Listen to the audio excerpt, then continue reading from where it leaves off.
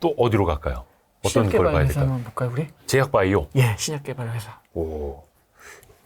제약바이오는 일단은 꿈을 먹고 사는 예, 많은 산업이고 분들이 투자를 하시죠. 많은 그 R&D 비용이 또 예. 임상 단계 들어가면 엄청나게 들어가잖아요. 그래서 우리가 잘 아실 거예요.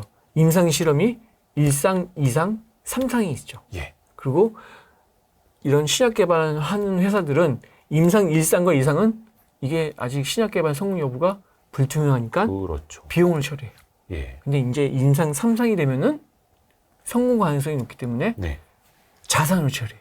음흠. 무형 자산, 네. 개발비로 처리를 해요. 네. 그랬을 때 우리가 신약 개발에 투자를 한다면은 이렇게 기업이 무형 자산이 어떻게 변하는지 재무제표를 통해서 꼭 확인하라고 제가 말씀드려요. 그러니까 이게 임상 시험 들어가면은 뭐 1상은 뭐 한 100명 단위, 2상은 뭐 1000명 단위, 뭐 3상은 또 뭐 더 많아질 수도 있는 거고 비용은 훨씬 더 많아지는데 임상 3상부터 이제 그거를 무형 자산으로 처리해요. 그렇죠. 그러니까 어떨 때는 그냥 비용으로 계속 쓴 걸로 떨궈내고 네. 어떨 때부터는 우리가 쓰는 돈이 곧 자산입니다라고 쌓기 시작을 하고 그게 임상 3상이에요. 3상부터. 예. 그래서 이 기업을 보면요. 영업권 이외의 무형 자산. 영업권이 이제 무형 자산의 대표적인 항목인데 네. 이를테면은 타 기업을 인수할 때 그 기업의 가치 이상으로 지불하는 일종의 프리미엄이 영업권이에요. 영업권. 예. 그러니까 그- 우리 저기 자영업 하시는 분들 권리금 같은 거. 일종의 권리금 예, 같은 예, 거. 예. 예. 그 외에 중요한 게 이제 개발비인데 음. 이 기업 한번 볼까요? 신약 네. 개발하는 회사인데 개발비 연초에 갖고 있던 거에 146억 중 중간 밑에서 보면은 손실 처리, 손산차손이라고 해서 100억을 손실 처리해 버렸어요. 140억 중에서 100억을 손실 처리했어요. 손상차손이라고 해서. 그럼 그 뭐 실패했어요? 개발해서? 그렇죠. 어. 이 손상차손이라는 거는 이 감가상각과는 다르게 가치가 급격하게 하락했을 때 비용 처리한 거예요. 말 그대로 그냥 손상됐다. 예. 예. 이를테면 개발비가 손상됐다는 얘기는 즉 신약 개발에 실패했다. 실패를 했다는 얘기예요. 그래서 우리가 140억 원어치 뭔가 써서 자산으로 잡아놨는데 그 중에서 100억을 100억 날렸습니다. 예. 어. 다음 기업 한번 볼까요? 이 기업은 467억 중에서 155억 거의 대부분을 손실 처리해요. 그래서 밑에 써놨죠. 개발비 455억에 대해서 회수 가능성이 없다고 판단해서 전액 손상 차손 인식하였습니다. 아, 455억 전액을? 예. 어휴, 한 즉, 방에. 신약 개발에 실패했다는 얘기예요.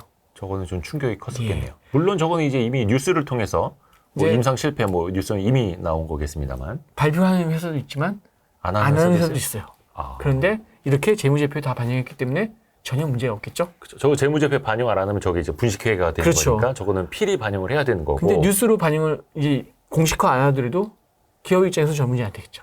그러니까 뉴스가 안 나가게끔 단도리를 칠 수는 있지만 재무제표를 속일 수는 없다. 예. 예, 그러니까 그거 이제 그럼 이렇게- 상폐되는 거고. 예. 신약 개발하는 회사에 투자한 투자자분들은 이렇게 신약 개발과 관련된 개발비를 어떻게 되고 있는지 재무제표를 봐라고 말씀드린 거죠. 저거 근데 제가 알기로는 예전에 저도 저거 많이 취재를 했었습니다만 네. 제약바이오, 그러니까 신약개발 기업들이 예전에는 초반부터 막 일상부터 이거 비용을 떨구지를 않고 다 자산으로 쌓아놨었거든요. 그래서 이제 그런 것들이 문제가 되면서 금융감독원에서 이제 정리를 했어요. 그렇죠, 그렇죠. 임상 2상까지는 이게 불투명하니까 비용 처리해라. 비용으로 해라. 임상 3상 이제 마지막 단계니까 거기서부터는 자산 처리를 해도 된다라고 교통 정리를 해줬어요. 그러니까 1상부터 뭐 10억 쓴 거, 2상 뭐 50억 쓴 거, 3상 100억 쓴 거, 뭐 160억 이렇게 쌓아놨다가 나중에 실패했을 때 160억 한 방에 손실하는 거예요, 물거품 예. 이게 아니라 10억 비용 처리, 50억 비용했다가 나중에 100억에 대해서만 이거를 그때 성공 여부에 따라서 처리해라. 예. 이렇게 됐던 거죠. 근데 이게 우리가 재무제표만 보더라도 성공 여부를 충분히 알 수 있다는 얘기예요. 물론 이것도 이제 약간 좀 후행적이긴 합니다. 네, 그렇죠? 그렇죠. 그렇죠, 물론. 네네네. 대표적인 게 재무제표 분석이 후행적인 거죠. 그렇죠, 그렇죠.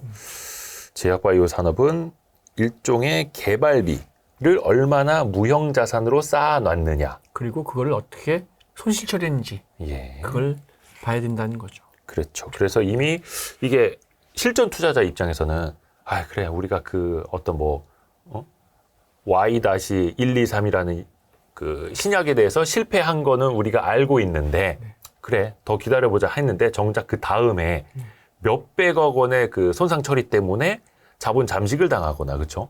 그렇죠. 그래서 막 관리 기업에 지정이 될 수도 있는 거니까요. 그래서 유상증자를 많이들 하시죠. 그렇죠. 그래서 나 그냥 실패한 거는 또 있고 다른 이제 그 파이프라인이 다른 거 있으니까라고 한다고, 기대를 했지만 덜컥 대규모 뭐 500억짜리 유상증자 뻥 나오고 할 수도 있는 거니까.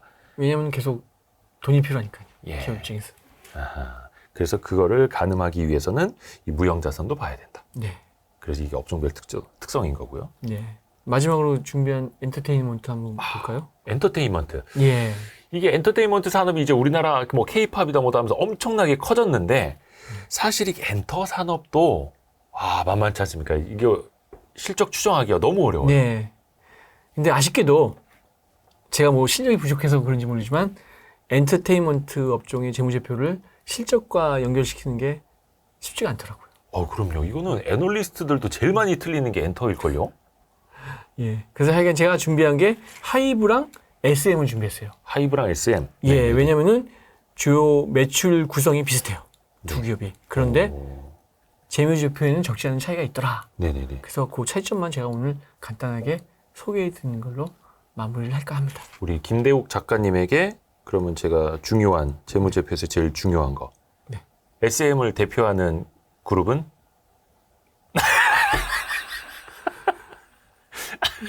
소녀시대 아닌가요? 예, 한 15년 전에 살고 계십니다. 네. 네네. 그냥 농담. 재무제표가 중요하지. 뭐 에스파 이런 게 뭐가 중요합니까? 소녀시대 아니에요 지금? 예? 소녀시대. 소녀시대요? 네. 아니, 소녀시대도 있습니다. 소녀시대. 하고 있나요? 그럼요. 깔끔한? 중추적인 역할을 하고 있습니다. 네. 빨리 재무제표 봅시다. 네네. 빨개진 것 같아요.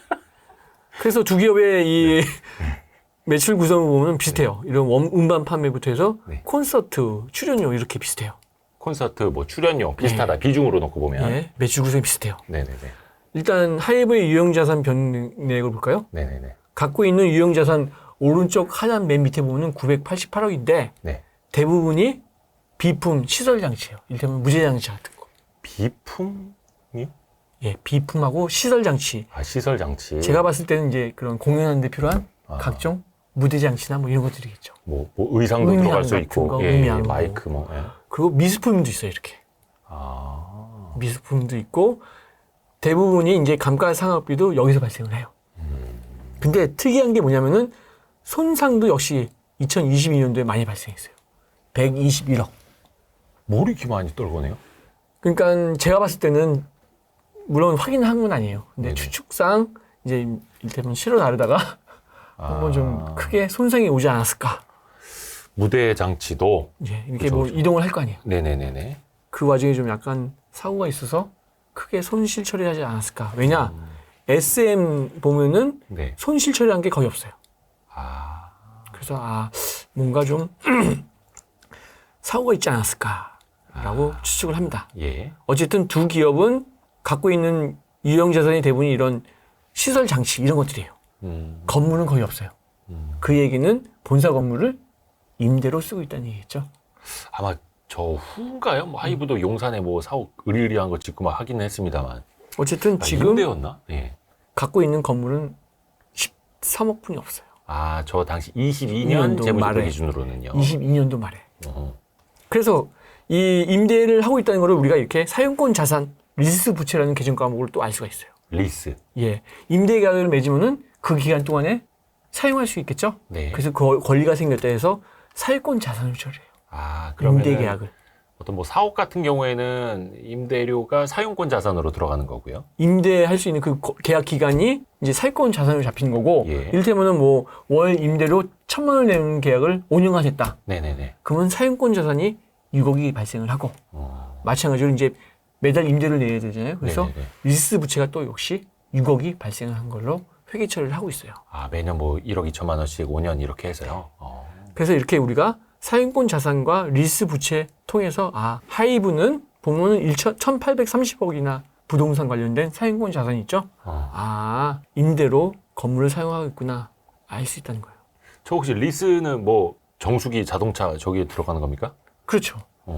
근데 이제 그런 것들은 금액이 미미하다 보니까 여기에 표시가 안 됐고 뭐 기타 비용으로 처리를 하든가 했겠죠. 아하. 그리고 SM 역시 867억 원의 사용권 자산 대부분이 부동산이에요.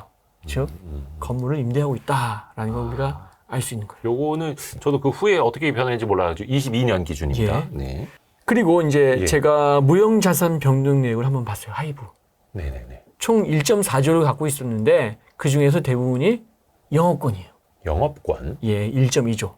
아까 말씀드렸죠? 기업을 M&A 하면서 아. 그 기업 가치 이상을 지불한 일종의 프리미엄이 영업권이라고 말씀드렸어요. 이게 그 시기나 이게 정확한지는 모르겠습니다만 뭐 이타카 홀딩스라든지 뭐 해외 기업도 인수하고 막 했으니까요. 잘 아시네요. 아니 주워들었습니다. 네네네. 저는 좀 일찍 관심이 없어가지고 어, 잘 모르는 그러니까 내용. 아까 저 소녀시대 말씀하실 때 딱 간파했습니다. 반면에 SM은 무형자산 1,400억 중에서 900억 정도만 영업권이에요. 아, 즉 하이브는 다양한 엔터테인먼트 관련 회사들을 인수해온 것을 우리가 알 수 있는 거예요. 그게 얼마나 영업권으로 무형자산으로 알 수 있다. 계상이 되어 있는가. 예. 근데 저것도 나중에 상각을 해 나가죠. 그렇죠. 영업권도. 예. 예.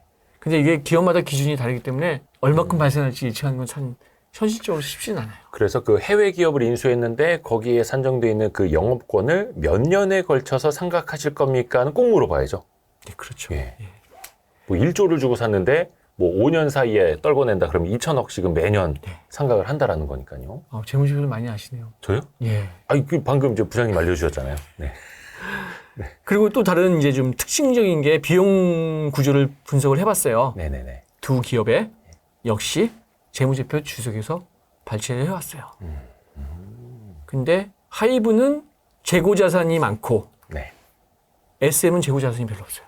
오. 대신에 외주 가공비가 많아요. 외주 가공비. 예. 물론 하이브도 많지만 이제 회사 규모로 매출 규모로 봤을 때는 SM은 주로 이렇게 이런 밖에다가. 외부에다가 많이 외주를 주는구나라는 걸 알 수가 있어요. 저게 그 예전에 이수만 씨 회사 뭐 이런 것 때문에 그런 거 아닌가? 그래서 저런 건 항상 그 주석도 수도 보고 있겠죠. 회사랑도 소통을 해서 예. 외주 가공비 이거 뭡니까? 이렇게 파악을- 물어봐야 되는 거죠. 예. 어. 그리고 또 하나의 특징이 뭐냐면은 SM은 이 운반비가 114억 분이 안 돼요. 음반비요? 운반비 뭐 이를테면 이런 것들 운반. 그런 물류. 시설 장치 이제 네. 공연하려면 옮겨야 될 거 아니에요. 음. 그런 운반비 같은 게 이제 이렇게 114억이었는데 네. 하이브의 경우에는 운반비가 1,000억이 넘어요. 10배 이상 많아요. 뭐 해외에 막 나가. 그렇죠. 어. 즉 SM은 주로 국내에서 활동을 많이 했고 하이브는 해외 활동을 주로 많이 하지 않았을까라고 저희가 판단을 내릴 수가 있는 거예요. 이게 그 어떤 분들은 재무제표 저런 거 보는 게 재밌다고 하시는 분들이 있거든요. 근데 저런 항목하고 금액을 보면서 스토리가 나오니까 이 회사가 영업을 어떻게 하는구나, 네. 자산은 뭐 어떻게 취득했고 여기 소속된 가수들이 뭐 어떻게 했겠구나라는 걸 머릿속으로 그리면서 재밌어지는 거죠. 그렇죠. 그러면서 이제 재무제표가 재밌어지면은 예, 그만큼 이제 실력도 높아지죠. 늘겠죠. 예. 이 재무제표가 이렇게 위험한 겁니다, 여러분. 한번 빠져들면은 거의 뭐 시리즈물 보듯이 이렇게 계속해서 보게 됩니다. 그래서 저는 평상시에 네. 그 휴대폰에 이 다트 앱을 깔아가지고 예. 수시로 많이 봐요. 와, 재무제표 덕후. 거의 그 남들 웹툰 보고 있을 때, 예. 네, 저는 수시로 봐요. 전철 안에서 이렇게 재무제표 보고 계시고 막. 남들 이상하게 보이죠? 그래서 저 아저씨 뭐 웹툰 보나 이렇게 봤는데 막 숫자 막 이런 거 보고 있고 막. 네, 이상하게 보이죠. 그래서 지금까지 내용이 제가 오늘 준비한 내용이에요. 이게 그러니까 산업별로, 섹터별로 이렇게 특성이 다 다른데 네. 일률적으로 그냥 뭐 그냥 한 매출, 가지 잣대로 영업이익, 온다는 순이익. 거에 참 그러면 안 맞지 된다. 않겠죠. 우리 그래서 거기에 함정에 빠질 수도 있고. 그렇게 업종별로 거기에 맞게끔 우리가 재무제표 분석이 필요하다고 제가 말씀드리는 거예요. 아, 맞습니다. 맞습니다. 그래서 요 업종별 상장기업 재무제표 하이라이트는 그래서 그 업종별로의 어떤 차별점. 그렇고 특징과 핵심적인 그런 투자 포인트 같은 거를 제가 정리를 했어요. 물론 제 경험이고 이게 100% 정답은 아니겠죠. 그렇죠. 이게 또 미래 실적을 내다보려면 여기에다 또 플러스 알파가 있어야 되는 거죠. 그런데 최소한 아까 말씀드렸던 지뢰는 피할 수 있다. 그렇죠. 예. 그리고 어떤 기업은 분명히 길이 이렇게 꼬불꼬불하게 나와 있는데 어떤 기업 이쪽으로 직선으로 나와 있고 그것을 이제 알려주는 그런 어떤 그리고 아까 이제 방향타 정도. 우리가 그 삼성전자랑 하이닉스 그 감가상각비 분석을 했잖아요. 네. 이렇게 정확하게 실적 예측이 안 되더라도 큰 흐름을 우리가 충분히 어떤 업종 경우에는 알 수 있다는 거죠. 그래서 저희가 시간 관계상 뭐 반도체, 조선, 2차 전지, 제약 바이오, 엔터테인먼트 이것도 많이 하긴 했습니다만 이 정도만 살펴봤습니다. 그 나머지는 또 업종별로 여러분들 이제 또 공부를 하시면 더 좋을 제가 것 다 같고요. 오픈하면 네. 출판사 사장님이 네. 별로 안 좋아하시겠죠. 어디더라? 스마트 비즈니스. 네. 예, 스마트 비즈니스에서. 그래서 오늘 여기까지만 제가 아유, 너무 준비했습니다. 감사드립니다. 예. 감사드립니다. 오늘 그래도 뭔가 지식이 좀 높아졌습니다. 덕분에. 감사합니다. 예. 예, 오늘 KB증권 강동지점의 김대욱 부장님이었습니다. 감사드립니다. 예, 감사합니다. 아유, 고맙습니다. 고맙습니다.